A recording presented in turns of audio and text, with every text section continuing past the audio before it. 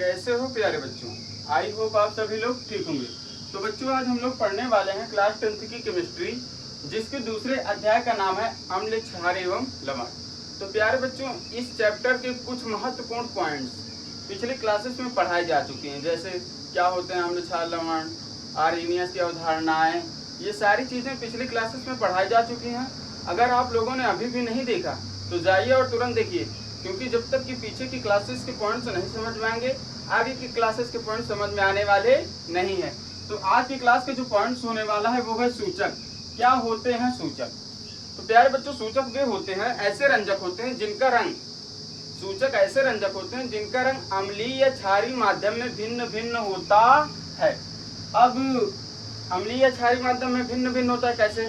जैसे अगर हम लिटमस की बात कर लें तो अम्लीय माध्यम में क्या करता है, वो नीला को लाल कर देता है ना प्यारे बच्चों, और क्षारीय माध्यम में लाल को नीला कर देता है।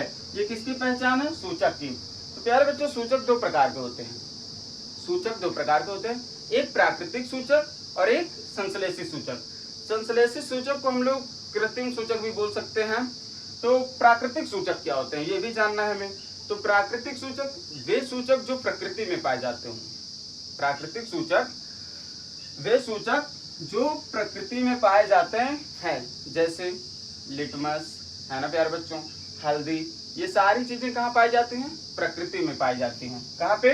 प्रकृति में। अब हम लोग बात करने वाले हैं संश्लेषित सूचक।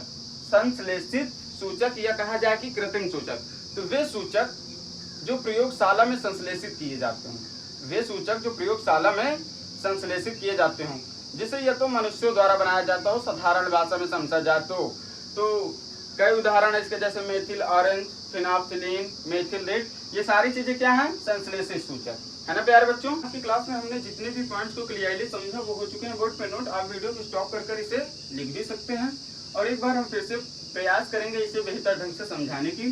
क्या होते हैं सूचक? ऐसे रंजक जिनका रंग अम्लीय या क्षारीय माध्यम में भिन्न भिन्न होता है।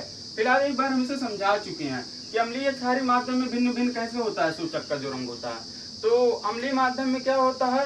नीला को लाल कर देता है सूचक, और क्षारीय माध्यम में लाल को नीला कर देता है। ये होते हैं सूचक की पहचान। सूचक दो प्रकार के होते हैं फिलहाल माना जाए तो, एक प्राकृतिक सूचक और एक संश्लेषित सूचक। संश्लेषित सूचक को हम लोग कृत्रिम सूचक भी बोल सकते हैं। तो प्राकृतिक सूचक क्या होते हैं? वे सूचक जो प्रकृति में पाए जाते हैं। भाई प्रकृति में क्या पाए जाते हैं? प्रकृति का मतलब ये होता है जो मनुष्य द्वारा न बनाई गई हो, जो कृत्रिम द्वारा न बनाई गई हो।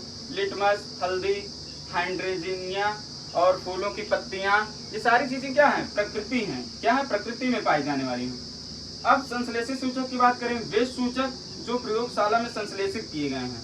प्रयोगशाला में संश्लेषित किनके द्वारा किए जाते हैं? कृत्रिम द्वारा, मनुष्यों द्वारा। मेथिल ऑरेंज, मेथिल रेड, फिनाफ्थिलीन आदि ये सारी चीजें क्या हैं?